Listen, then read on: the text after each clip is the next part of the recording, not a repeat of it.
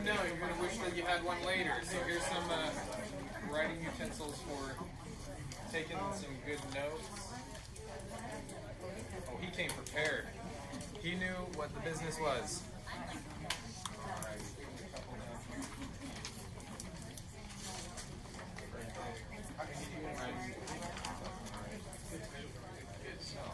I do. They're going to hit the water down tonight. That's what's going to happen.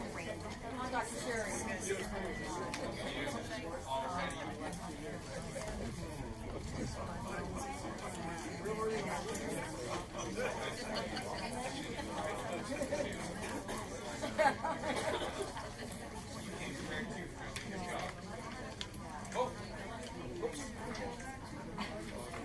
Okay, are we ready to start?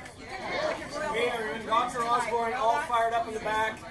First of all, welcome everybody to Vitamin 101. Super exciting. I'm so glad you guys are here. I cannot tell you guys how special of a chiropractic this office is.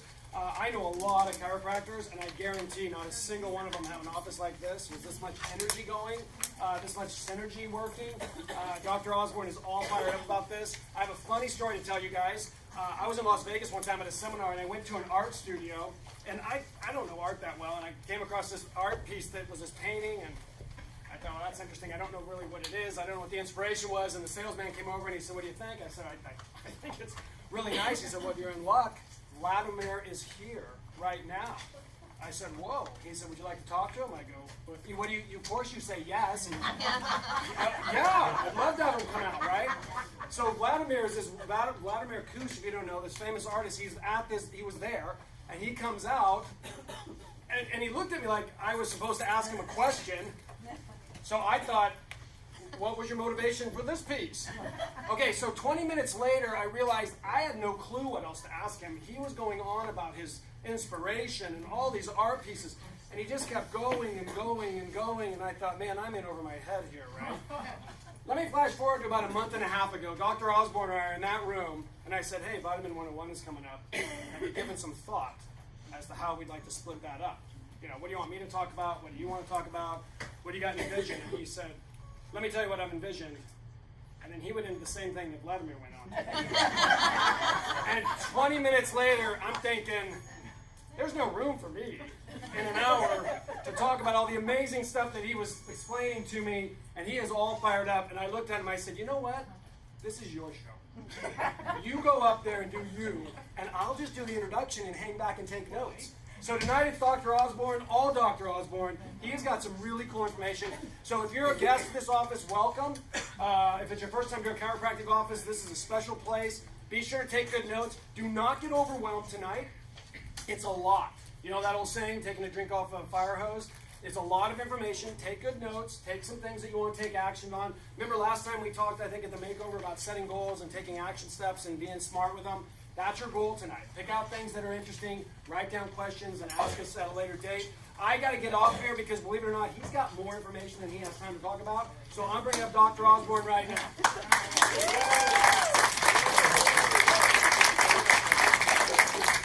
Cool. Somebody change my slides for me. Do you have the clicker, Dr. Sherry? I don't have the clicker either. Maybe it's in the room. All right, so guys, I have to tell you, I'm super excited, but I'm actually super nervous. Have you ever done something where you prepared so much and just immersed yourself in it? And here comes the clicker. I would tell you this is one of the first times that I've been nervous giving a class in a long time, and a lot of this has been dialogue with my wife, and she's been asking me questions back and forth because I have a tendency to just fire hose it, and she said, well, it doesn't matter what you say if they don't get it. So that's really what tonight's about. Is I want to give you perspective, but I also want to be able to take the last 25 years of experience and lessons that I've learned, and to be able to give you the perspective at which I see things, so you can actually start making your own decisions. So you can actually see where you are, rather than me just telling you do this, this, this, and this. I want you to be able to follow a train of thought and be able to solve your own problems. Because who's the best doctor in the world? Yeah, you are, right? Yeah, it's right on the inside of you. So, if the best doctor's there, we got to figure out how to put him to work. Okay. So the second thing is this: I'm not going to. One of the reasons why I did this class, and it's a weird topic, Vitamin 101. Why would we want to talk about vitamins? And the reason being is, you notice, in fact, we actually had to turn people away. And the reason being is that I literally go into people's houses, and one of the first things that I do is I open their cabinet and look at their vitamin cabinet. And there's so many vitamins. People like buy vitamins, and seriously, they'll buy something, and then they'll try something else, and they'll try something else. And you've heard me talk about this, that my mother-in-law used to send me her old vitamins in the mail because she didn't know what to do with them. Many times we're taking them, we don't even know why we're taking them. And so my job tonight is not to tell you to take 36 different vitamins. My job is to be able to help you understand the role and how to actually do that. And I think that the reason why we're here is, and the reason why we buy vitamins, the reason why we take vitamins, the reason why we're looking at our nutrition is because we know that there's a problem. We know that there's a problem. We just look around and the hospitals are full. We know that there's a problem. We feel our energy, and we know that there's more for us in life. We know that there is a problem there. And literally, we're living in this pandemic of chronic illness, and we know that we don't want to be one of those statistics, so we're trying to do things. But the problem is, if you don't have a plan, then what ends up happening? That's your plan to fail, right? And so tonight's really about you getting a plan, and that's really my job. And I want to be able to give you the steps tonight about the process of how we go through this, but I also want to give you the mindset too. All right, so the first thing that I want to talk about is truth. So I actually started off with 10 truths, and my wife suggested that I go down to 5 truths. So I didn't actually correct that, but these are my 5 truths. So the first thing, can we be all in agreement that your body's intelligent? Like, you weren't born to be sick. Does that make sense? Like, you weren't born to have chronic disease. You weren't born to break down there. Your body wasn't born to have problems there. Your body is intelligent. And so if we can all be in agreement that our body is intelligent, that if you cut yourself, it can heal. Like, you don't have to think about that. The same thing is when you eat food, you don't have to think about digesting the food. There's an amazing intelligence in your body. And so the second thing is that what we have to realize is that your body never does anything wrong. This is going to be a big one for us to digest. Because if our body's intelligent, it's smart. But if we understand this rule that it never does anything wrong, then what happens is then we're able to take responsibility for how we're feeling there. See, what happens is that sickness is not a thing. You can't touch sickness. Sickness is your body adapting to the environment that you put it into. Sickness is your body adapting to the stresses that you've put it into. Sickness is adapting to the foods that we've eaten. Sickness is adapting to the lack of exercises and the toxins. So that your body never did anything wrong. Your body never broke down. Because it's intelligent and it's beautiful and it's wonderfully made. You didn't have to think about like a sperm and an egg coming together to create you, and that same power that created you is the same power that's in you, and it'll be the same power that's with you for the rest of your life. Number 2, symptoms are not an error of intelligence, but they're important signals from your body telling you that something's wrong. So when somebody comes in and they say, I have indigestion, that's not a problem. It's a signal. It's a symptom. And I want you to change your word. Instead of it being a symptom, it's a signal that there's something wrong there. Hey, Dr. Sherry, will you turn off that monitor for me? Because it's a signal that it's saying, hey, there's a problem, it means, hey, let's do something about it. What we're doing is not working because what we're doing is interfering with the function somewhere that interferes with the intelligence that my body was created to have. So all illness is an inability of our body to adapt. So a lot of times, by the time we feel a signal that there's a problem there, many times that problem's been there for a long time. Because what ends up happening is your body says to itself, hey, you know what? They're not that dumb. They're going to change it, so I'm going to just adapt as well as I can. But what ends up happening is we keep on doing the same thing. We go get our coffee and our donuts every single morning, right? We drive in traffic for an hour and a half, and we eat like fast food, but we just don't do it one time. If you did it one time, your body would be like, oh, I got this, I can cover it, I'll fix it. But the problem is we do it day after day after day, year after year, and all of a sudden we wake up with a signal that our body is saying, I can't adapt anymore. So that's all illness is. So the big thing is cells never function incorrectly, and you have to understand this, that it's our environment that's unhealthy. So your cells never function incorrectly, it's our environment that's unhealthy. Now this is a really big thing. If you guys can get these 5 concepts there, it'll completely change the way that you look at your health and the way that you look at your health care. Now, I think the big thing is we look at these nutritional deficiencies and we realize that, okay, everybody knows that if we're deficient in calcium, then we're going to have osteoporosis. Well, tonight I'm going to tell you that's not true. Okay? I'm going to break that down for you, and we're going to have to wrap our mind around some of these things. We know that they're expecting by 2030 another 26 million people having cancer. Well, what we do know about that is that a lot of times when we have deficiencies in our body, when we have what they're finding is the deficiencies have the same impact as radiation does on our cells. Because what the deficiencies, let's say you're talking about B vitamins. If you have a deficiency of B vitamins, your body can't, the metabolism in your cell can't work there. And if you don't have magnesium, the DNA breaks down in your cells. It's the same thing as it's something destructive from the outside, but you can also have something destructive from the inside. And this is a big thing, and I'm going to teach you the 2 keys in a second here. And these are the 2 keys that keep my life completely simple. And with these 2 keys, it looks like this. Oops, I'm going to go to this. I was excited, but here's the thing. Our body and our lifestyle. So the biggest lie that we've heard is it's our genes, right? I'm going to keep it really simple for you. Your genes are the bullets, okay, in the gun. It's our choices that's the trigger, okay? You could have a loaded gun, but you got to pull the trigger. And so you might have genes for certain things, but based on the choices you make is what's going to determine whether your genes are going to express themselves or not. So what that does is that, since the 50s with Watson and Crick, we were all told that our DNA is our destiny. Nobody in science now agrees that our DNA is our destiny.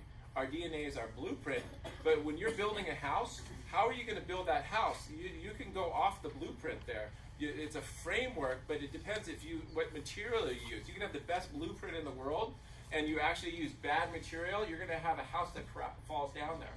But if you can have the worst blueprint in the world, and you have intelligence, which your body does, it's going to be able to adapt, and you're going to actually be able to build a good house. And that's what I want you tonight to do, is to be able to build a good house. The other thing is biologic factors, our environment. We live in a toxic world right now. We live in, if you think about just the air that we breathe when we're in traffic there, it's filled with mercury. When we look at the amount of pesticides that are out there, and the herbicides and the fungicides, all these things don't disappear, and they're literally going in there and destroying the soil on the planet. At a point where the cells can't even actually, the plants can't even grow and absorb the nutrients that we have. We literally, our plants are so sick that we have to actually put fertilizer in there to make them grow, because the nutrients aren't even in the soil. So we always talk about if you eat sick animals, you're going to become sick. Does that make sense? If you eat sick plants, guess what? You're going to become sick. And the problem is that if a plant is nutrient deficient, we're going to be nutrient deficient. The other thing is that our lifestyle factors are a big thing.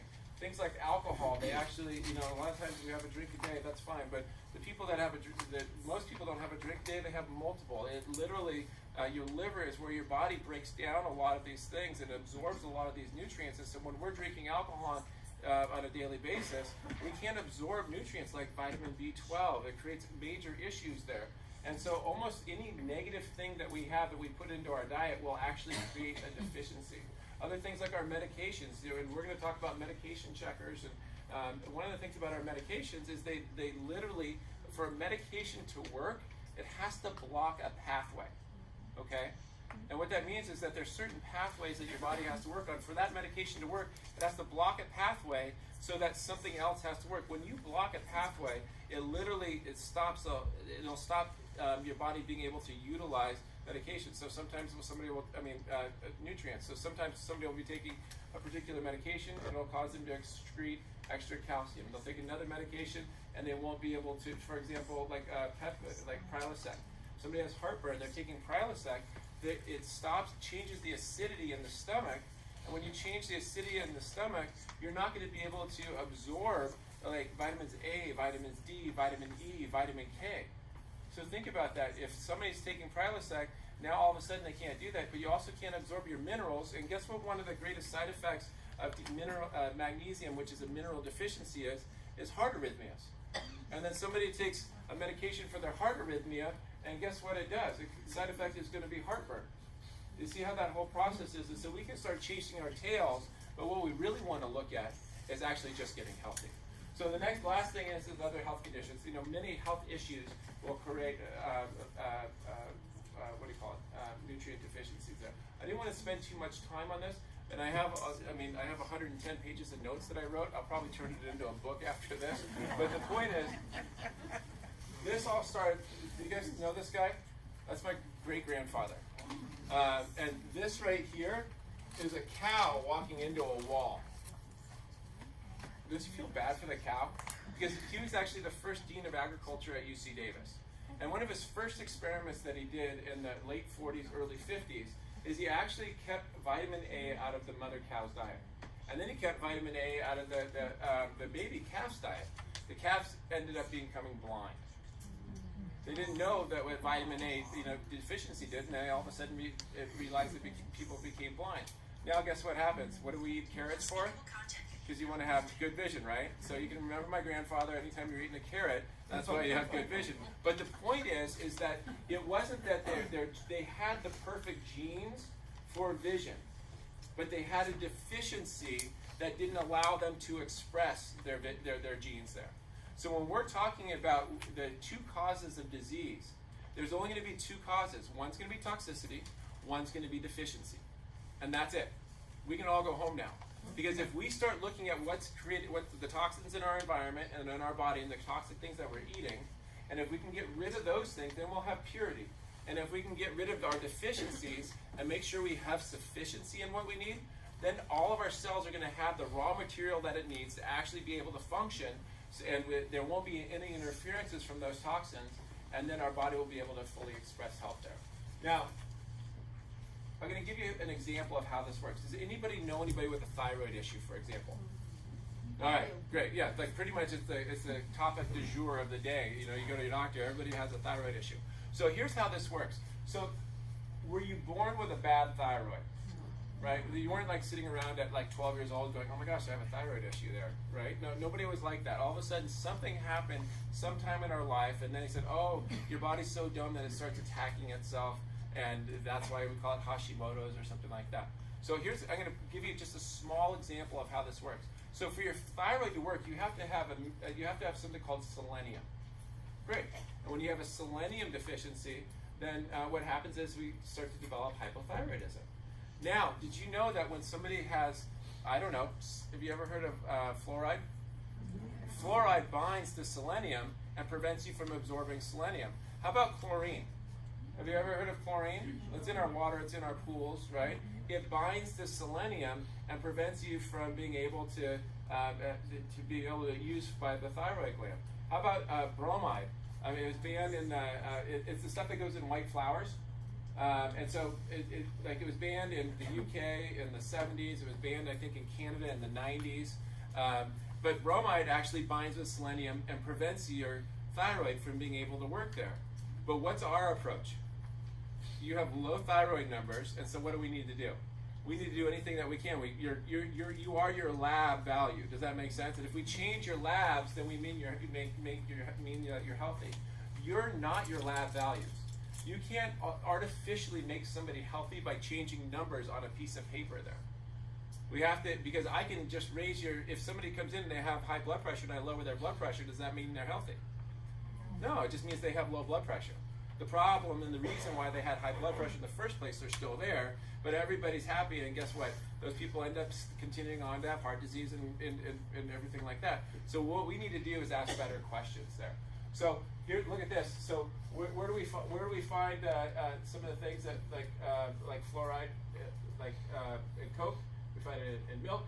We find it in Wheaties. We find it well, if you have the optimum dose of selenium, by the way, it's about 233%. I mean, just if you have these things, this will be 233% of the maximum amount of fluoride that you should have just by eating those three things in a day. So think about it, we don't even know these things. So we just have to realize that there's so much going on that we're not aware of. So we'll drive ourselves crazy, like absolutely nuts, trying to micromanage this. So what we have to realize is that there is going to be toxicity, but we need to focus more on sufficiency, because when we give our body what it needs, at least it has a better chance of doing what it's designed to do, which is to keep you alive there. So is your thyroid sluggish? So here's the other thing that most people don't realize. So think about your thyroid gland, and I'm going to pick on this because I just decided my next webinar is just going to be on the thyroid because I get so many questions on it. So did you guys know that T4 gets converted into T3? Have you ever heard of that? Like they look at your T4, T3 levels. And that's how they define whether somebody has a thyroid issue. They're like, you have high T4, low T3, that's the problem. We need to give you a thyroid medication to raise up your T3 levels, and your thyroid gland will work. Problem is, do you know where that conversion takes place? In your liver. So when somebody's toxic, that liver can't process and break down that T4 into T3. And so they'll try to give somebody a medication to raise up that T3. It's going to be artificial, but all we have to do is actually go in and clean out the liver. And the way we clean out the liver is now we got to clean out the gallbladder. And when we clean out the gallbladder, we're going to take you through that whole process today because I want you to see how that all works there. Okay, so then why most people say I have a great diet, right? Like we have a pretty good diet. Like, I mean, compared to that guy, like we're all in this big J factor, right? Oh, look at me. I am like so much better than those people out there. The problem is that if you saw did anybody read my weekly wellness wisdom from a couple weeks ago? And it talks about if you were to eat an orange right now, to get the same nutritional value that your grandparents had, you'd actually have to eat 8 oranges. So, and in fact, I actually saw another article as I was preparing for this. That was a 5-year-old article. And the 2-year-old article said you have to eat 21 oranges. See, in the 50s, what happens is they did a study from the 1930 to 1950, and they found that nutrient values in our foods had already gone down approximately 40%. So when you go to get a piece of, I don't know, kale, the minerals and the nutrients in the kale were already depleted. So we think we're eating the same way that our parents are, which is great, but we're not getting the same nutrients that our parents got. And then they studied people then they did another follow-up study from the late 70s to the early 90s, and they found out that those values had actually gone down another between 14 and 30%. So if you think about it, from the 30s, if we just to put these together, we could have had up to a 70% decrease in the actual nutrients of the foods that we are actually eating right now.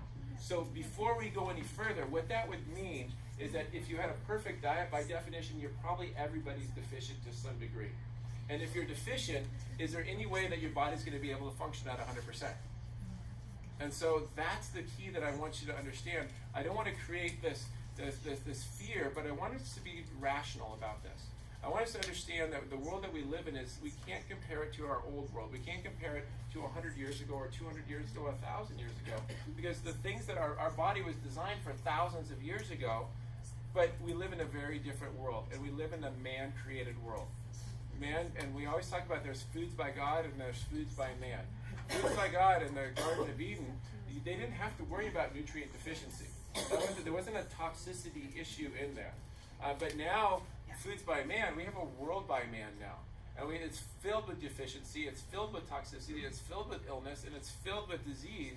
And the problem is that we have to be able to actually have a little bit more common sense in this. All right? So, we talk about agricultural practices. We talk about pollution. So when we start looking at pollution, we think about, well, I'm eating organic. I'm eating non-GMO. Well, the problem is that most of the toxins are now getting into our rain. You guys remember acid rain? Like, it doesn't just choose like the non-organic fields to actually rain on there. Like the fish that you're eating, like they're actually finding fish. In one of my other classes, I talked about how they're looking at fish that actually have they basically are hermaphrodites. They basically have both sexes in the fish because of all the estrogens from the birth control pills that people are putting in there. You know, they looked at the fish now because of the amount of NSAIDs, that they're actually, what they did a study is they're looking at the amount of like stress, like the fish actually fight each other when they have high level of NSAIDs like Tylenol or acetaminophen in their water, and almost all the water supplies are now tainted with the medications that we have. So it's not just the pollution, it's not just the exhaust that's going onto the fields and into our waterways, but it's also getting into the animals that we eat there too. And so I want you to, the third thing is we're going to talk about cooking and preparation. Cooking is a very interesting thing because what we find is that, you know, there's a very big difference between eating raw and actually eating like cooked foods there. We look at something like grilling. when we grill our meat and when we burn it, basically it releases compounds that are actually carcinogenic there. When the meat's exposed to flame like that, when you get that blackened piece of that barbecue that you really like on the barbecue, the ends or whatever, that's a carcinogen, just so you know.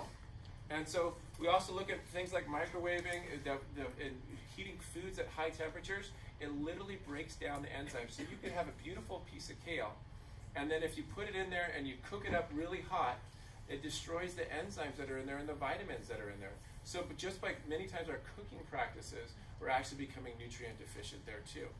And so I want you to see this as a whole big picture here, because then we throw that on top of our foods. They're very energy dense, and this all happened at the beginning of World War II, but it really started about 1909. In 1909, the United States government was concerned about the effectiveness of our fighting population, and they wanted to actually see how many people were actually nutrient deficient, if they were strong enough to be able to do things. So they started doing research, and they wanted to see what foods were nutrient dense. They didn't look at health dense. They just looked at calories. They looked at calories because they looked at it as a form of energy. So if you had enough calories, then you could actually do the work that you needed to do. And if you ever know anything about the military, they don't care about you in 4 years, right? Like they're just like, we just need you to 4 years, we own your body, and then after that, whatever happens to you, well, that's up to you. But the thing is that a lot of the foods and our whole food pyramid and all our concept of what is a good food or a bad food, our 4 basic food groups, started right around that time. And so we had the 4 basic food groups, which were, who remembers who made the 4 basic food groups? The American Dairy Council. The American Dairy Council came up with the 4 basic food groups, and they marketed that, which is great because obviously dairy is like one of the 4 basic food groups there. And if you look now, we have vegetables, we have meat, and we have grains, and we have dairy. Those are the 4 basic food groups that we were brought up on. Well, the problem is we know that we don't need grains, especially the type of grains that we have today, and we've changed the grains so much that many people are allergic to the grains. We know that grains are inflammatory. They interfere with the quantity that we eat it. They interfere with our body's ability to detoxify. You look at the amount of grains that we have, that 4 basic food group that we were brought up on. Now we have over 75 million people in the United States that are insulin-dependent diabetics. And they estimate that number is growing. It's the number 1 growing disease in children of 18 years old right now, is being a diabetic. They used to call it adult onset, not anymore. They just call it early onset diabetes now. Okay? Now they said what we need to do is call it type 2 because, well, we'll just we don't want to categorize anybody there. So the energy dense foods, the breads, the pastas, the cereals, all those things they have a toxic effect on the quantities that we eat. The high sugar, look, sugar is an anti-nutrient. What it does is it literally robs nutrients from your body. And so that is a big thing, because for your body to be able to process sugar releases insulin, which is the stress hormone. When your body is under stress, it literally burns through nutrients there. It's like hitting that turbo button. Do you guys remember, Dr. Sherry, what was the name of that movie where Burt Reynolds, where he jumped over with the girl with the short shorts? What was it? Cannonball Run, right? And so, it basically, he hit high-fived you, but he hit the nitro button so he could jump. But you can't live your life on nitro because the engine burns out, and that's what we're doing there. Damaged fats. Damaged fats is one of those things that we actually have created. There was no such thing really as a damaged fat, but we had to create something for shelf life to be able to keep our foods processed there. So the more we had to create with these hydrogenized fats, and what happens is that those fats, literally our body can't recognize it or digest it there. So if you put something into your body that's not a nutrient, then what is it? It's a toxin. That's basically what it comes down to. You look at a label, and if it's not a nutrient, then it's going to be a toxin there. And processed foods, is there any processed food would you guys say in general, is that a nutrient or a toxin there? Right, because they process it, meaning they change the nature of the foods. They try to get it away from the foods by God, meaning that the further that food is away from its natural state, the harder it is for your body to digest. Beef is good. Beef jerky is very difficult for your body to digest. Does that make sense? Like, potatoes are, they're not the ideal food, but there's a big difference between a potato and a potato chip, right? Okay. Artificial sweeteners, these are just no-nos. Just so you guys know, they're all toxins, period. And not only carcinogenic, but they cause brain damage. So if you're trying to get off sugar, yeah, use it on a temporary thing. I'm okay with that. You're like, hey, look, I'm hooked on the white powder. Fine. Just say, but don't use it as a lifestyle there, because they literally are neurodegenerative, meaning that they degenerate your nervous system. Well, what controls the function of your entire body? Please respond after me. Yeah, your brain and your nervous system. So you're literally degenerating the thing that controls your body, which controls how your body functions there. All right, so this is one of the things that I really want you to understand, because a lot of times we can't, they always say that if you say something and then you define it, and then I got to tell you what it means to you. Does that make sense? Because a lot of times I say these things and they're amorphous. They're out kind of in here. Most people don't understand it. But if we can bring it and make it real to you, then you'll have a better understanding that, okay, my body's under stress. So the first thing that I want to show you is these are neurons in the brain. Okay, this study was done under neurons in children that were under chronic stress and like a foster care system there, and you can see literally. The atrophy of the neurons. They literally have fewer connections in their brain by being under stress during that acute period of time.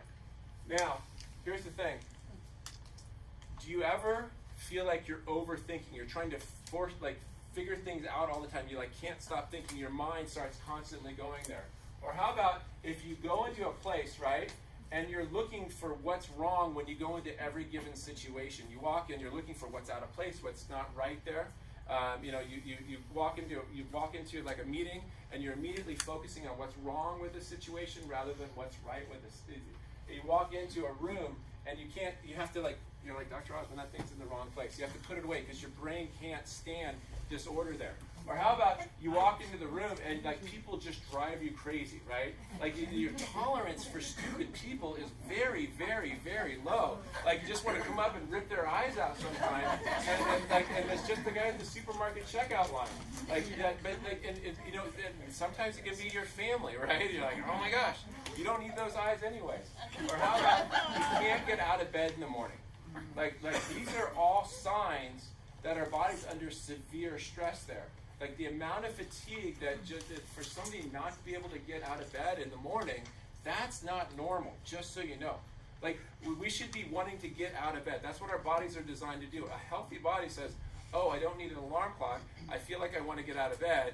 I wake up and I should be feeling refreshed in the middle of the day. The problem is that we have emotional stresses. We have physical stresses. We have chemical stresses that are acting upon us on a daily basis. And so we get out of bed, we're fatigued, and then the first thing that we do is we drink coffee, which mimics the stress response, and then we get on with our day, right? And we have to keep going. We start eating sugars to be able to mimic that stress response. And you start looking at a lot of the foods and the triggers and the addictions that we have.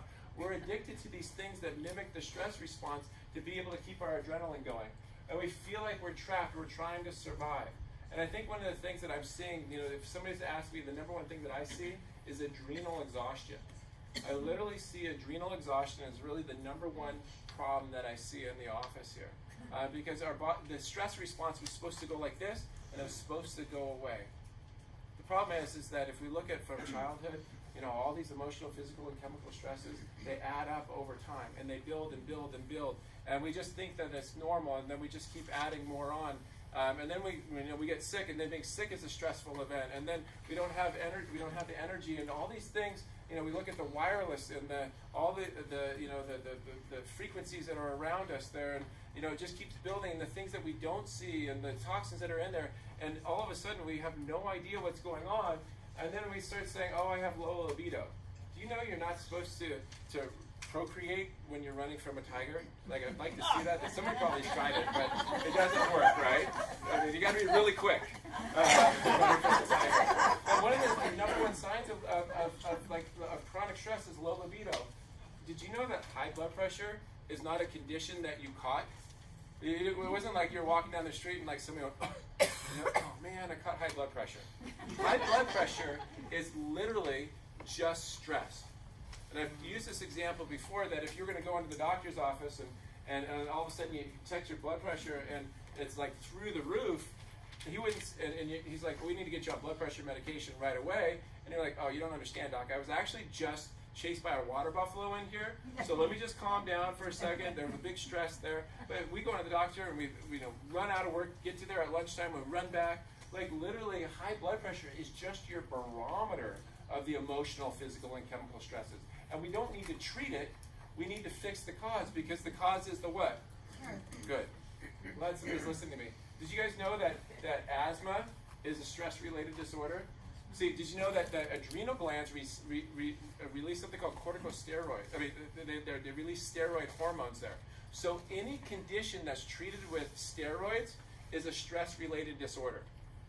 Somebody has an autoimmune disease. Guess what? Stress-related disorder. It's an end-stage stress response there. What about allergies? Allergies, stress-related disorder. What do you think the pollen is? It's a chemical stress to your body that your body can't adapt to. And so a lot of times people are like, oh, I have allergies. No, if you would have allergies, they would be there all year long. It's just that the chemical stressor. Have you ever noticed that when you don't sleep and you don't eat right, allergies get worse at certain times there? It's the inability, go back to the 5 rules, it's the inability of your body to adapt to the environmental stressors there. How about if we look at diabetes? Did you know that diabetes is a stress response? What about You can live, okay, yeah, both. Pre-diabetes, diabetes. Okay. So, but if you think about it, diabetes, you can literally give yourself, with a perfect diet, if you're under a tremendous amount of stress, you can actually give yourself diabetes. It's possible to do that, because stress raises up your insulin levels. The longer the stress is there, the more insensitive that your body will be to the receptors on the cell will be to insulin there. Sleep apnea and snoring. Did you know that those are stress-related disorders? Well, first of all, there's actually a study that just came out that on sleep apnea in the upper cervical region there. And the upper cervical region, what they did is they did this randomized controlled study where they looked at people and they looked at their atlas angle. Because remember, your respiratory area right here is right at where that atlas is. And so they correlated it with people's angle of their atlas. What's interesting about that is, but also we find that stress, one of the first things when people are under stress is inflammation. We create inflammation in our bodies when we're under stress. Guess what happens with there's a tremendous amount of inflammation, and the area that's most susceptible to stress is our nasal and our passageways in our throat there. And so we find that when, like somebody says, well, every time my husband drinks, he snorts. Well, that's just a chemical stress. Do you guys understand that? Like, oh, there's just something in the air that's made me snore last night. No, that's a chemical stress there. Your body doesn't differentiate between emotional stress, physical stress, and chemical stress. It all goes into one melting pot and perceives it as the same. Cramps. Anybody get cramps in their legs? Because one of the things that happens under stress, we excrete calcium and potassium at an accelerated rate through our urine there, and we become deficient in that. And so somebody said, well, you get cramps. Well, it's many times it's a deficiency, and if somebody's under a lot of stress, it'll create those problems. How about that cloudy head feeling? When you walk downstairs and you get downstairs, you're like, huh, why did I come down here? Right? You go out to the garage and you're like, I know there's something in here, but I don't know what it is. Because our brain isn't able to focus and keep track. That's a very good indicator that our body's under a tremendous amount of stress. We have over 100 autoimmune diseases, and the United States is the #1 country in the world for autoimmune diseases. We rank #1. We're like #1. We're almost as good as Alabama football as we are, as far as being #1. The problem is this: stress-related disorder. How do they treat it? Corticosteroids, trying to shut down the immune system there. How about if we look at hair loss? Hair loss, something as simple as hair loss. Besides how stress impacts the thyroid gland, because a lot of times people say, well, my thyroid's off again and my hair is getting brittle and weak. Did you guys know that when your adrenal hormones are high, your thyroid level goes down? When your adrenal hormones are low, your thyroid function goes up there. How interesting is that? And we try to treat the thyroid gland there. By the way, one of the areas that's most susceptible, is your hair, because you have so many blood vessels right up in your scalp that when you were under stress, it causes a constriction of the blood vessels and it literally starves the hair follicles there. Hot flashes. Anybody have hot flashes? Because guess what? That when your ovaries stop working as we go through menopause, guess where the estrogen's produced? Your adrenal glands. And when we're in adrenal exhaustion and our body can't produce adrenaline anymore, or the steroid hormones in there, that's where it magnifies hot flashes. So people that have like these major hot flashes, they need to start looking at what is the cause of those hot flashes. Headaches. We start looking at craving for salty and sweet foods there. Like literally, if you have a craving for salty and sweet foods, many times what happens is because when we're under stress, it raises our insulin, so our body it craves for like the sugars to lower to balance out the insulin. But the other thing that also happens is we excrete extra salt in our urine when we're under stress, so we're going to crave salty foods there. But also, guess what happens? Dopamine goes down. Dopamine is your happy hormone in your brain. Dopamine is like your satisfaction hormone. So when our adrenal glands are high, the dopamine levels are going to go down there too. Do you guys start to see a picture of like what I'm trying to do with this? How about this? Collagen. You know the bat wings, right? The right under our chin right here, right under our eyes. The collagen in our skin actually breaks down when we're mineral and vitamin deficient, but especially when our bodies are under stress. It literally breaks down the collagen because it affects how our stomach digests food. Collagen's digested in our stomach, and when we are under stress, it lowers the acid in our stomach, so we don't break down collagen, so we can't make collagen in our body there. And belly fat. Guess what happens when we're under stress? We start to build belly fat to actually protect the vital organs in our body there. So what I want you guys to understand is that, and bloating and gas and all these things. And then I just read an article the other day that when they were looking at the average person, when they did this study, this is amazing to me because it's not me, checks their phone between 150 to 300 times a day. And they actually they did another study where they actually monitored people, and as they were looking at them, what they looked at is they wanted to see like what happened to their stress hormone levels when they were waiting for an email. And it went through the roof. Literally, waiting for an email response is actually a stressful event. So think about every single time you're looking at your phone, it's initiating that stress response. So like we're all guilty of it, right? Unless you have a flip phone. Okay, so that's why we got the 5 essentials. Obviously, you have the chiropractic, which works with your nervous system, which helps your body adapt to stress. We look at our nutrition. We have to have a diet. We're going to really dive into this tonight, which is sufficient. We look at our mindset, because it's not what happens to us, it's how we perceive what happens to us. We look at oxygen and exercise. These are not options. These are genetic requirements. If we want to express our genes the right way, then we exercise and breathe oxygen. When we don't want to have our genes express themselves, we don't do those things. And we got to minimize toxins. It used to be get rid of toxins, but it's just minimize, because we live in a world that's impossible to completely eliminate toxins these days. All right. So this is why, as far as chiropractic for me, and I love this, this is from an article called The Thalamic Neuron Theory. And basically what they said, the central nervous system is involved in all disease conditions, as the nervous system not only processes incoming physical, chemical information from the body, but also sends out commands in order to maintain homeostasis. Homeostasis means maintaining your body in balance. So you go back to those 5 rules that I talked about.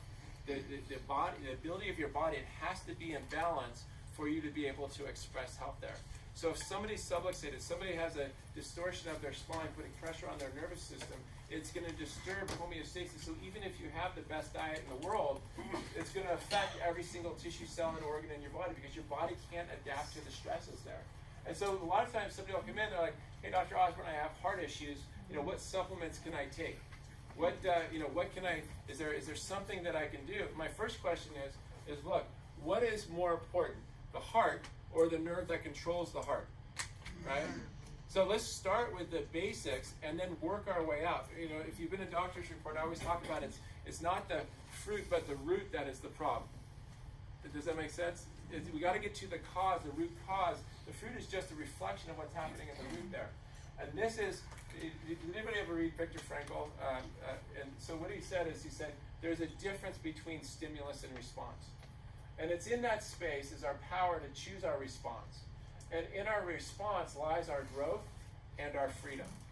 Literally, what he's saying is there's a space between what happens to us and how we respond to what happens to us. And the bigger that gap is, the bigger that we have the ability to make choices and choose freedom there. The problem is that when our nervous system's under stress, we become reactive. When our body's under stress, we become reactive. When we're deficient, when we're sick, we become reactive. I can't tell you how many times somebody will come in and they'll have come in with a health issue, and they're under a tremendous amount of stress, and they think they have to do something, and they'll have low back surgery, for example. And if they could just wait for another month, they wouldn't have to have that low back surgery. But they're so under stress, they just make reactive decisions. Because when we're under stress, we don't make future decisions. We make right now decisions. Remember, the stress response is just to get away from the bear. When we're not out of stress, we start thinking about what it's going to be like in the rocking chair with our spouse in 80 years. Does it make sense? We start thinking about like what it's going to be like to have our grandkids around there. When we're under stress, we just think about how do I get through this day. So, come on, crazy thing. Do your thing. Hey, Alyssa. Oh, there we go. So, basically, I'm going to just show you this. So, you look at these two people, right? One's a 55-year-old mother on the left-hand side. One's a 17-year-old daughter. Okay. So, who's under more stress? The 55-year-old mom or the 17-year-old daughter? 17-year-old. Right. That's what I see when I look at an X-ray. I don't just look at bones. I look at if your body's under stress or not. If I look at if your nervous system's under stress or not. That's the first thing. And that's why when I ask you to do your home care, it's not because it's just something extra that you have to do. It's about making sure that we get the stress off of your nervous system so your body can function, heal, repair, and regenerate the way that God intended it to. And so when we look at a spine like this, a normal, like an abnormal curve right there, sorry for standing in your way there, and we have a normal curve that looks like that. Like this is stress, this is no stress. This is stress, this is no stress there. It's how that intelligence flows down from your brain down into your body, helps your body adapt to the environment. So even if we live in a bad environment, we're going to do better when our nervous system's not under stress there. So your body on stress, literally what I wanted to show you is that this is what most people are trying to do. And I took this is a picture that I took out of somebody's cabinet, and I liked it just because it was super organized. Because that's not what mine looks like. Like mine kind of looks like this on the counter. But the point is that like when you look in somebody's like cabinet, like literally they have so many supplements. We don't necessarily, that's just a waste of money to me. Because many times you have to think about a supplement is like a medication. You just don't have to get a prescription for it. And if people are trying to spend all their time trying to treat this and to treat that and to fix this and to fix that rather than trying to get healthy.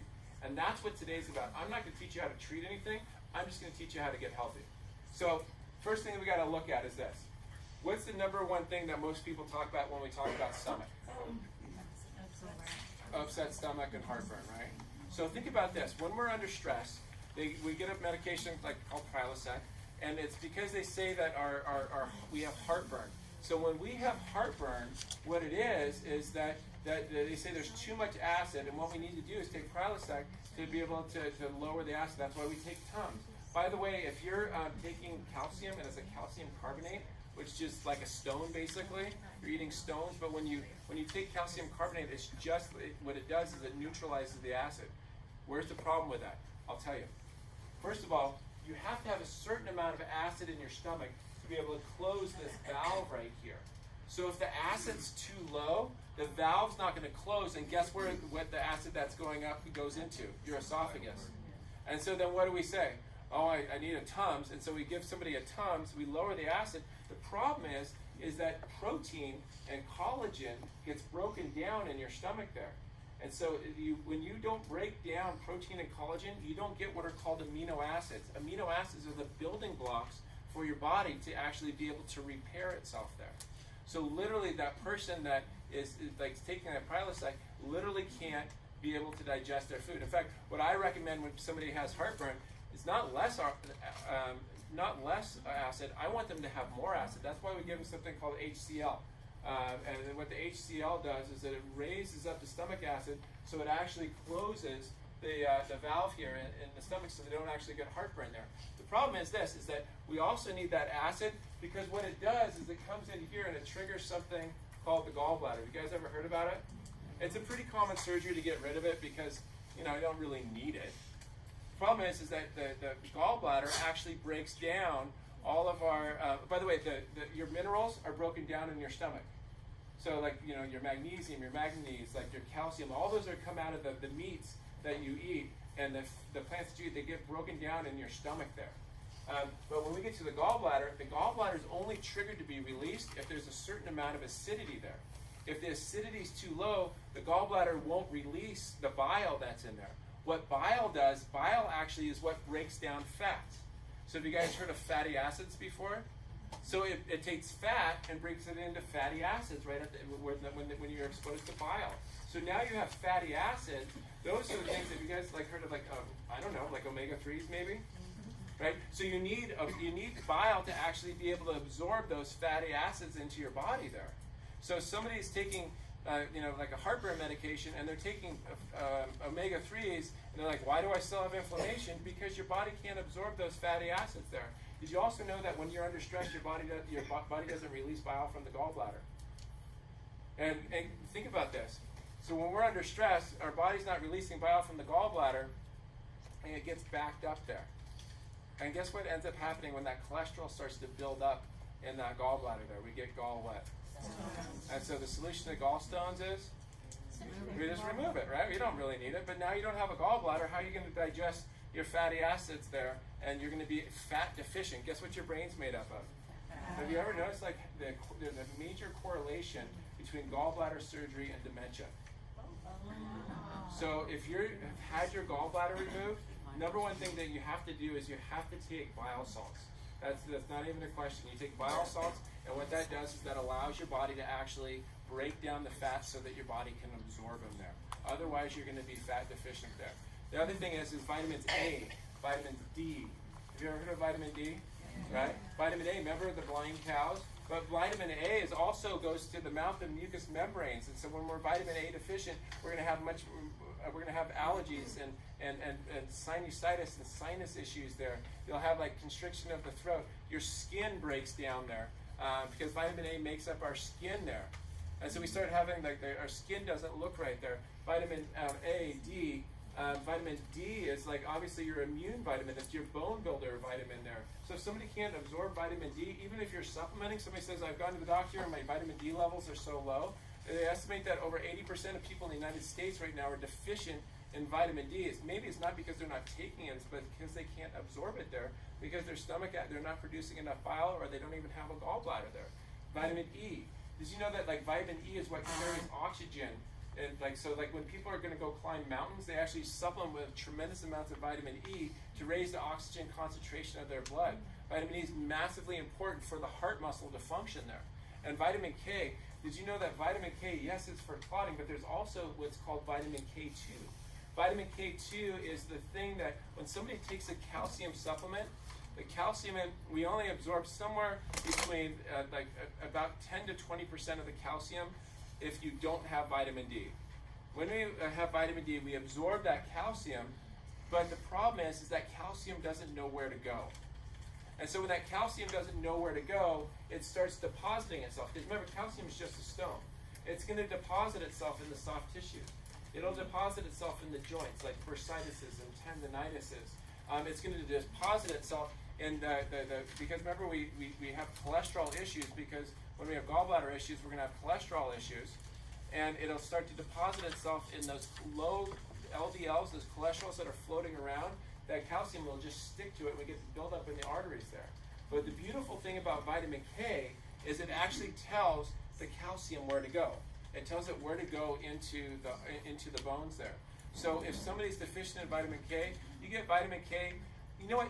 There's a solution pretty much for everything.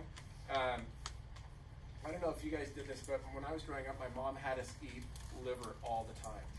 Okay, I don't eat liver. I just think it's gross. Like it's just you do good. Like I love you if you eat it, fantastic. But if you're not eating liver on a regular basis, that's remember cod liver oil, right? Like that's a liver right there. Vitamin A, vitamin D, vitamin E, vitamin K, all those things are in there. It's chock filled with nutrients there. But the problem is that we're not getting all those nutrients from the foods that we're eating there. And then the other thing is we have the pancreas. When you smell food, your pancreas starts to work. It's a beautiful thing. It starts to create these digestive enzymes. But and it also produces insulin almost instantaneously when you smell food. The problem is this, is that when our pH is low, it's not going to trigger in our stomach, it's not going to trigger our gallbladder to release. Gallbladder also, by the way, if you have constipation, if you have belching, if you have burping there, it's not going to be able to have the lubricant for your feces to leave your body, and it's not going to stimulate the pancreas to actually produce the digestive enzymes to break the food down in the smallest part so that you can actually absorb those nutrients there. One of the ways that you know if you have pancreatic issues there is like skid marks. Like you go to the bathroom, you have to wipe a whole bunch of times there. That's a big way there. Like when you and if you're not able to get the nutrients from the foods, that you don't have the energy after you eat, and you're constantly craving your food there. So then we go into the intestines there, and what's interesting is that's where everything is absorbed. So if the pH is off coming all the way down there, the bacteria that actually absorb the nutrients, they're not going to be in the right place, because there's certain bacteria at certain places that need to have a certain pH. And if that pH is off, you're not going to be able to absorb your nutrients, and then the good bacteria, which should be down in the lower part of your colon, kind of start growing up into the higher part of the colon when it's alkaline, and you don't digest you're not able to digest or absorb the nutrients. What I want you guys to understand is that everything matters, okay, in our digestive system. So 3 things. Number 1 is if you don't have a gallbladder, or if you get bloating, or if you have a hard time digesting fats, you should probably try it's definitely a gallbladder. You just have to take a bile salt with food. It's just the way it is. If you have like heartburn, just take an HCl supplement. And if you also, the one thing that if you have osteoporosis and you're not eating a lot of leafy greens there, make sure that you take a vitamin like a Tri-K, or it's what's called MK7 is the one that you really want to have. Otherwise, the calcium deposits in weird places there. So here's the basic thing. These are the big things that will affect our digestion. That when we know we have digestive issues there, you're gonna have indigestion, bloating. You're gonna be having caffeine cravings because you won't have the energy. You have other cravings for certain foods like the salts and sugar there. So if that's you, then know that your digestive system is in a red alert place there. And when it's in a red alert place, it's not going to be able to absorb. So here's the thing. Here's our test. You guys ready? What's digested in the stomach? Minerals. Okay, minerals, and what kind of what else? It starts with a P. Protein and collagen. Okay. And then when we look right here, the gallbladder, what does that digest? Fats. And if we don't have a gallbladder, what do we need? Bile salts there. Pancreas, what does that digest? Everything. It breaks down everything else, the enzymes, right? It breaks down those enzymes. So what I want you to start thinking about as we come down, this is where it gets absorbed. So vitamin A, the big thing that we want you to know about vitamin A, and I'm going to be sending out, I'm going to be doing a follow-up little video because I want to make sure we get as much information as you want on this. But vitamin A is incredibly crucial, and it's not one of those ones we think about. That's why I always have people with a multivitamin there. But it's the skin, the hair, the eyes, a lot of the membranes in our body there. Vitamin D. Yeah. Can I ask a question about the vitamin A? Sure. I understand there are 2 kinds: the straight vitamin A, and then some people say take beta carotene. Yeah, it's a precursor. So They're not the same. Yeah, one's a precursor for that. So just on a side note, because think about has anybody heard of retinol? Right, it's when people have a whole bunch of bad zits and stuff like that, and then they'll put they have bad skin, or Accutane. Accutane, they put on people with bad skin issues. That's just vitamin A. It's a synthetic form of vitamin A, so that's how they treat it. So if somebody has a whole bunch of acne issues, they probably have a vitamin A deficiency. That's because if that's how they're treating it is with vitamin A, you might as well just look at your diet and try to get the vitamin A. Vitamin D, couple things: bone loss, bone pain, depression, asthma, calcium deficiency, and vitamin D is crucial for your metabolism. Did you know that there's a major correlation between vitamin D deficiency and obesity? Because what would happen is that when we didn't have sun in the winter months, what would happen is that our body we'd have lower vitamin D, which would change our metabolism so that we'd accumulate more fat. And then when the sun came up, it will change our metabolism in the opposite direction. So these old things that used to work when, if you were like, olden times, I don't know what they were for your survival, but now, we have more food, more calorie-dense food than we know what to do with. We look at vitamin E, cramps, muscle weakness there, angina, because vitamin E is crucial for carrying oxygen to the heart muscle. So when somebody has angina or heart pain, with exertion, they're not carrying enough oxygen to their heart muscle there. And it's a massive one in hormones. We have hormone issues. So all of a sudden you start seeing all these conditions that people have, and they're not conditions, but maybe they're deficiencies created by the lifestyles that we live there.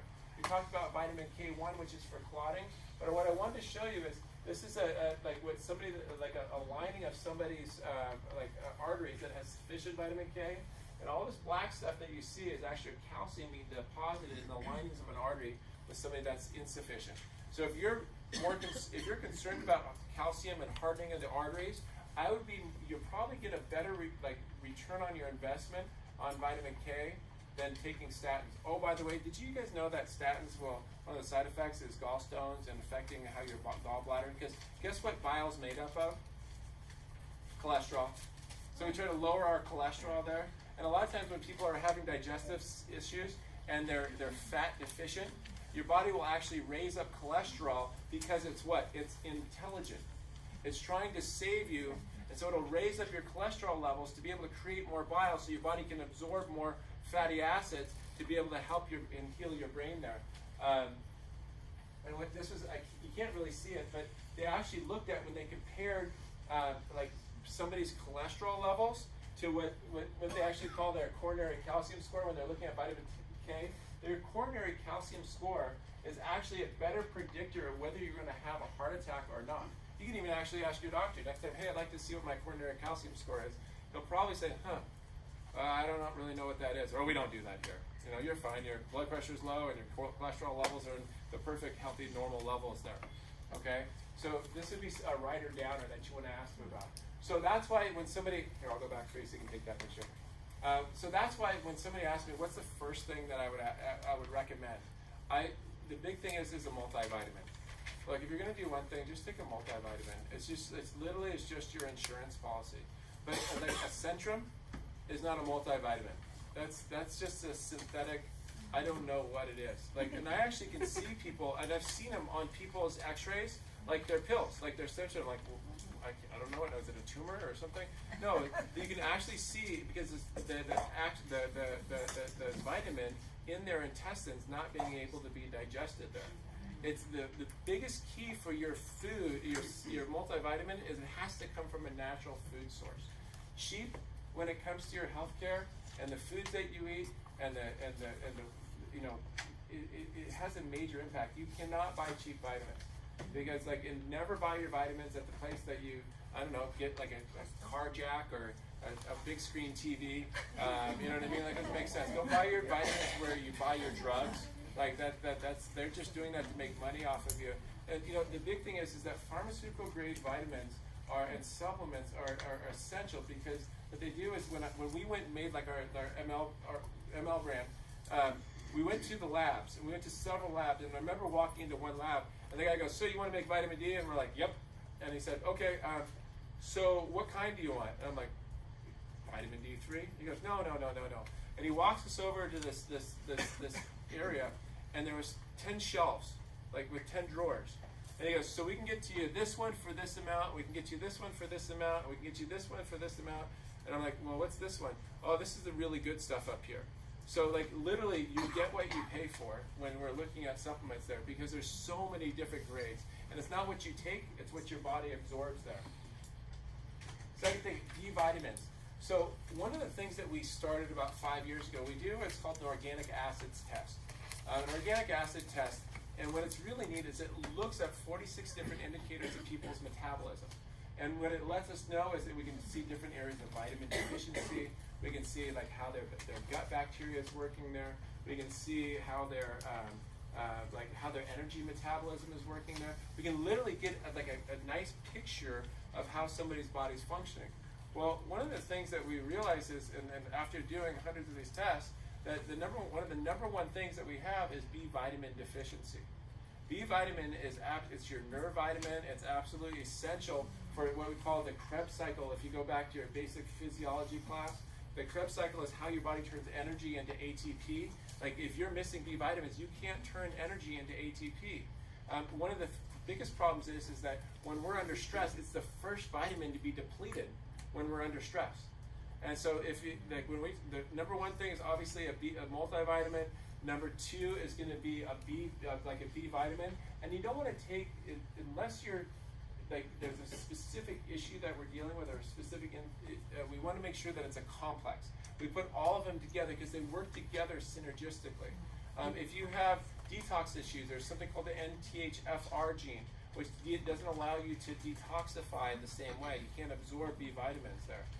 You have to make sure that you have the right type of B vitamin, otherwise you're not going to be able to absorb it there. And that's one of the things, like I have the MTHFR gene, so when I would do my metabolics test, which is that organics test, I'd always see I was deficient, and I'm like, I'm taking these, but I was taking the wrong kind. And so that's one of the reasons why that's the only one that I'll take is that B complex is out there. Magnesium. Over 300 chemical processes in your body and like cellular processes require magnesium to actually be able to function there. And so magnesium deficiency, it's estimated that approximately 97% of the people to some degree in the United States are magnesium deficient. Magnesium is for like cramps. Magnesium is also for your heart to function. Magnesium is to relax smooth muscle. And a lot of times people say, well, I take magnesium, I take Calm.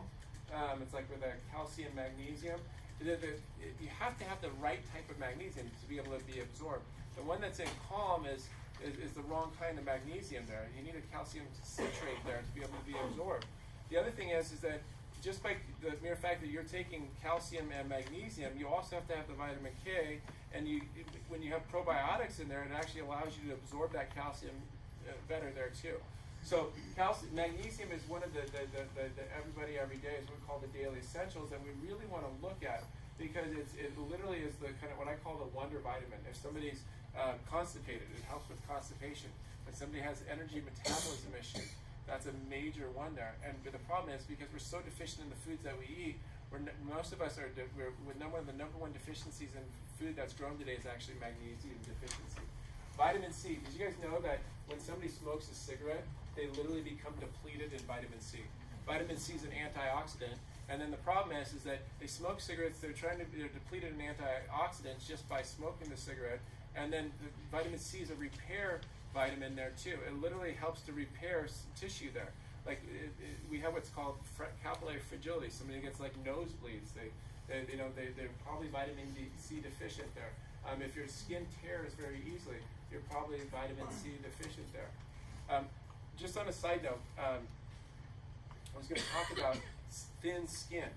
And one of the things that, by the way, that the thin skin, going back to the calcium, a lot of times what used to happen is that you'd have the farmer that would go out and work in the fields all day long, and he'd have like that thick, leathery skin, and it'd be fine. But now we go out in the sun, and our skin just gets thinner and thinner and thinner there. That's going to be a vitamin A deficiency. And I forgot to tell you about that. When somebody has vitamin A deficiency, the vitamin A takes the calcium to the skin to toughen up the skin. Plus, it prevents the DNA from breaking down. And so the problem is we're vitamin A deficient. We're exposed to the sun. Our skin breaks down. It becomes thinner and thinner. It becomes weaker and weaker there. But vitamin C is one of the most powerful antioxidants. Now, do you guys know? Like a lot of times we hear about, hey, vitamins. I have a cold. What do we all want to take? Vitamin C, right? Do you know how to actually take it? Has anybody ever told you? So you start off at 1,000 milligrams, okay, and then you go up to 2,000 milligrams, and then the next day you go to 3,000 milligrams.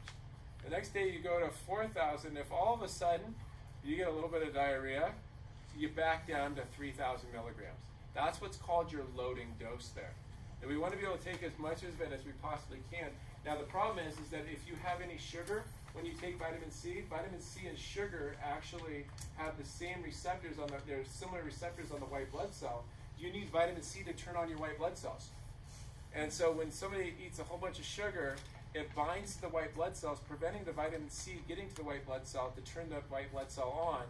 And then that's why when they say somebody eats sugar, they can suppress their immune system by 75% for 8 hours after the last time they ate sugar there. So I want you to understand that vitamin C is a major one, that is a major antioxidant, and meaning that it prevents breakdown of like skin, it helps repair like from the toxins that we're exposed to. Omega-3s, these are a massive one. Omega-3s build up your brain. Omega-3s are anti-inflammatory. You have two types of omega-3s. One is the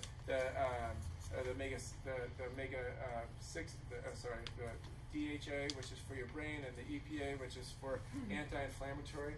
I read a study today that said that the average person is about a 16 to 1 ratio right now in the United States. We need to have a 1-to-1 ratio, at worst a 1-to-2 ratio of omega-6 to omega-3s. When we're out of a ratio, it creates an inflammatory response within our body there. And that inflammatory response is it creates inflammation in our brain, and it creates inflammation in our gut. When we have inflammation in our gut, we're not able to absorb the vitamins and the nutrients there. And so this is a major one. And so when I make recommendations, they're very specific about what we want to try to achieve there. And so then this is one that I really put together because we start looking at, why are we so deficient in these things?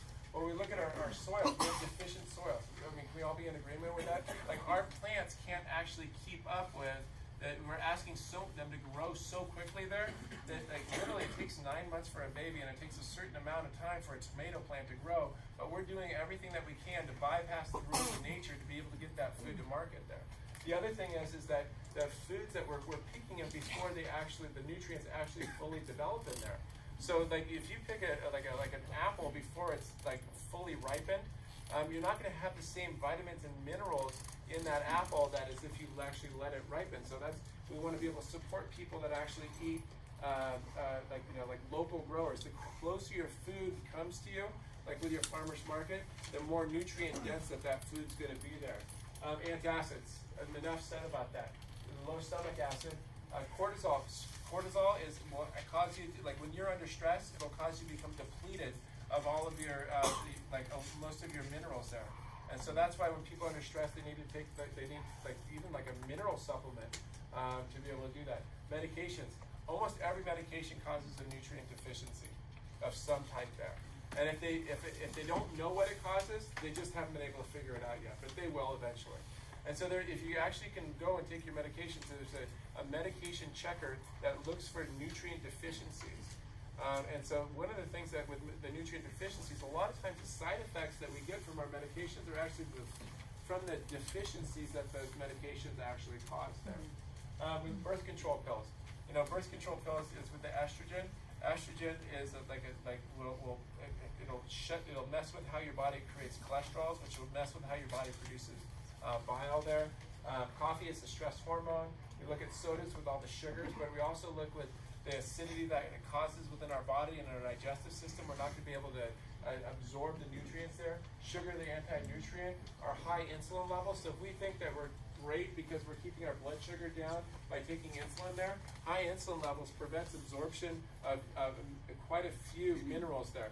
We look at something like metformin even, it causes a major B12 deficiency. That's the number one thing that it causes is B12 deficiency, which is your stress vitamin, but it also is it's literally your nerve tonic. Your nervous system runs on vitamin B12 there. We look at hyperthyroid. Like when we have hyperthyroid issues with the hyperthyroid medication, it'll affect stress, refined grains, oxalates. They bind up with calcium there. By the way, if somebody has kidney stones, a lot of times they say you can't eat green vegetables anymore. I do have a handout that I put together on that. But what ends up happening is that it's because we don't have enough acid in our body there. So one of the things you can do if somebody has a history of kidney stones, just drink lemon juice on a regular basis and put it into your water, and it'll prevent that from coagulating in the kidneys there. Pregnancy robs your body of minerals. So make sure you tell your kids, you rob my body of minerals. A vegan diet is, if you don't do it right, you're going to be mineral deficient. Because most of those vitamins that you get are going to be fat-soluble vitamins there. And it's so like he's looking at your B vitamins, all the things that the vitamins and minerals that you get from meat, you have to be able to get them from somewhere. So if you don't know how to do the vegan diet, you just don't choose to just eat vegetables. And then obviously mercury and lead, those things are, well, I'm going to move on from there. So I guess the main thing that I wanted to show you is, like, we got toxicity out here. The number one thing that is green leafy vegetables. It's a beautiful thing. Green leafy vegetables produce, have glutathione in them, but we need to have at least 7 to 10 vegetables a day, like green ones. And the more raw that they are, the more nutrients that you're getting from them, okay? That's just the basic foundation there. We have to look at the toxicity. And so, but I threw this in here because a lot of times somebody says, well, what is this? Why am I a chiropractor talking about nutrition? Look at this. They just came out with a study at Washington University that said that even if we're deficient in manganese, they've actually been able to draw a correlation between scoliosis in children and manganese deficiency there. So even a mineral deficiency can cause the spine and the nervous system to be able to break down. Now that kid, healthy or sick on x-ray. Stressed or not stressed, right? They're not going to be able to absorb those nutrients there, and it's this vicious downward spiral. So we got to optimize the nutrients from the foods that we eat. Raw is the best, okay? And literally as much raw vegetables. Have you guys eaten a lot of raw vegetables? Like, how hungry are you after you eat raw vegetables? No. Not really hungry. Does that make sense? Most of the times when we're hungry, it's because our body is starved for nutrients. We keep on eating and our body says, I need more. We keep on eating and our body says we need more there. So action steps, and this is really what I want to cover tonight. And this is a lot of times what we used to do in the past is I would give somebody, like we'd sit down, we'd have a class, and somebody's like, I just drank from the fire hose, I don't know what to do. They get a book, and they read through the book, and there's like so much information, I don't know what to do. They look at the shelves out there, and they're like, I don't know what to do. And then a lot of times it's that paralysis by analysis, we try to figure it out, and then we go down a year later and we haven't changed anything. So I spent the last 6 months really working on and trying to simplify things in this process there. And so I'm going to kind of take you through a process here. First of all, what I did is I put together what I call my daily essentials. We literally took all the data from all the organics tests that we put together and really looked at what the number one deficiencies that people had were across the board. And we looked at the number one deficiencies that people needed to be able to have a healthy life. And you're going to notice that vitamin D3 is not on there. And it's just because you have to take D3. Like if you're out in the sun, great. But for the most part, what I'm finding is that when when people, the biggest problem with vitamin D3 deficiency is like our inability to be able to absorb it because of bad digestion. So we got to fix our diet. You should supplement, but these are the basic things. You need to have a multi that has all the minerals that you need in there. You need to have a B complex that addresses all the areas of metabolic function. You need to have magnesium there because it's such an essential vitamin there. Vitamin C is going to be a major antioxidant, and your omegas, which are anti-inflammatory. Like if somebody was asking, what's step one? I don't want to do anything else. Like literally, I just want to start getting healthier or get less sick. That's like step one. Just do that. You don't have to change your diet. You don't have to do anything. You just kind of show up, and at least you're working on the deficiency component, okay? That's the first step there. I don't recommend it as your lifestyle plan, but look, sometimes baby steps are just the best steps there.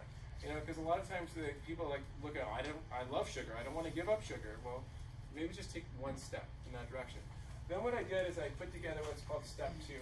And step 2 is really an opportunity for us to start to detoxify the liver, to start to detoxify the body. So the first step we're looking at starting to restore some the sufficiency into the body. The second step is about reducing toxicity. And so in this step, what we do is we try to, and you should have a handout on that in your file here. It should be in there. So what I did is I put together a plan for you, and this is like something that I started myself. This is for myself, and I just keep doing it because I do intermittent fasting and all that, and it's the simplest plan. But what it does is it allows us to break the blood sugar, the blood addiction. The sugar addiction. So I don't know if you're eating blood, that's your issue. But it helps us to. Yeah, you got more issues than that. That's like step 400. But what it does is it allows us to say, okay, look, we're going to give ourselves some good, healthy protein, as we know where the source is from Swiss cows. We know that the protein is easily digestible to take stress off the digestive system.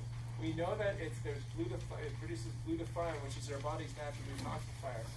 With the green vibrance, it allows us to like take the sometimes it's the stress of having to make a change. Like we're like, oh, I just don't know what to do. It's the stress of having to make a change. So we get enough of we get our 7 to 10 servings a day from the green vibrance. It has your probiotics in there. It has double the minerals and the vitamins in there. Literally has all the things that we need to be able to be sufficient there. But what it also does is it alkalizes your blood. And so it allows your blood to become thinner and to move much more freer there. And then at the same time, as you were starting to take the stress off your body, we put your body, remove the toxicity from the cells there. And so what we'll do is that's the number one goal of this, is to reduce that. And then we have the daily defense, which is a major antioxidant, which really works on the detox system. So when I looked at that, like if I could do something and teach people how to do something, first up, let's just become sufficient on the most basic foundation there. And then we start to work on the toxicity, reducing the toxicity. And this plan is really easy. And basically all you have to do is you basically have like 3 to 4 shakes a day. Take the protein, put a scoop of protein in there, put a scoop of greens in there, and then shake it up in a blender bottle there. You can use the whey protein, you can use the plant protein, you can use the collagen bone broth protein, which I really like. If you don't like the taste of greens, then you just mix it in with the chocolate. Some people like it, some people don't. And for me, it just cut the chocolate. But some people say they like to take it separate. That's up to you. You're gonna have to find out what works for you. And then what you do is you eat as many green vegetables, as much raw vegetables. Like there is no limit to the amount of raw vegetables that you can eat during this time. And what you'll find is that about day 3, your brain turns on. Like your blood sugar starts to balance out, your body starts to detoxify, you start sleeping better at night there. And all of a sudden what we do, typically with the people that I've had run through, because I've done a test group of about 15 people so far. Nobody said that it was nobody's like, I'll never do that again.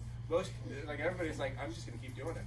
Like I'm just gonna keep doing it because it just is so simple, and you can kind of autopilot there. Now the next step is this, and this is where we used to start off with what the core plan is. And really, what the core plan is really about getting you back to a common sense way of eating. I'm not going to tell you to like take protein and green drink and daily detox and daily defense and have that as your strategy for a healthy rest of your life. What I want to be able to do is move you into a direction, if you're stuck, to be able to get into a place where it's healthy eating. To really come up here and to really rethink your diet, rethink the way and how it impacts you. And so in this one, what we really focus on is, if you're going to drink dairy, great, let's get full-fat dairy, because low-fat dairy has high sugar dairy. Our whole goal is to reduce the amount of sugars that we have in this. In your book, in the Align Your Health book right here, there's the core plan is in there. It's literally detailed out for you. And so when you're ready for step 3, read that plan, and then we start applying it. If you have help, if you need help with that, that's what we have the essential classes. We have essential 3, 4, and 5 coming up at the end of the month, and then we're going to do a 5 essential power hour coming up next month there, where we're just going to really dive deep into it. Dr. Sherry and Dr. Josh are going to be doing that one. We can have brains in here because we're trying to have. This is a great place for kids to live on. This is where the vast majority of people. Step 4 is about taking it up to the next level there. Step 4 is the advanced plan.